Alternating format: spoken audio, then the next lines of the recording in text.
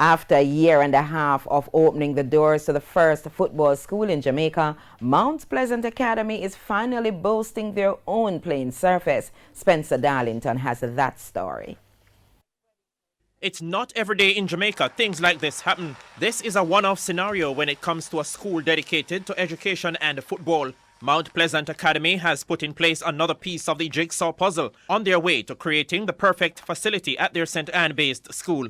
This was the vision of Englishman Peter Gould, and he and his wife Amanda have watched as the dream of bringing a European-style football academy to Jamaica became a reality. My only education was football, and so I was a good enough footballer to get away without doing education. And so when I said to Vanny that we're going to do exactly the opposite here, that we're going to use football to educate people, and if they want to be in a team, they've got to do their homework, and we'll take on any kids at any level of education. What I see, my husband has an amazing knack for choosing the right people to make things work.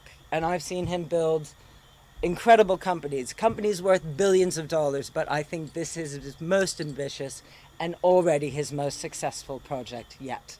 Among those at the opening was national head coach Theodore Tapper Whitmore, who noted that the vision of those who started Mount Pleasant Academy should not be lost but nurtured. We just don't want this to be just a Mount Pleasant team. We want people to come here and see what Mount Pleasant is doing, you know, and again, the management and staff need to share their vision and their idea, and this is the only way we're going to move Jamaica football. Though grateful, President of the St. Anne Football Association, Danny Beckford, said more investment like this is needed in the parish. The thing now is to continue and get more investments of this nature in the parish.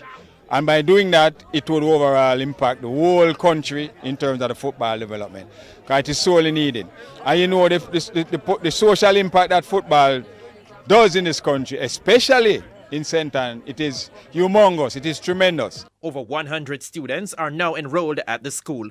Spencer Darlington, TVJ Sports.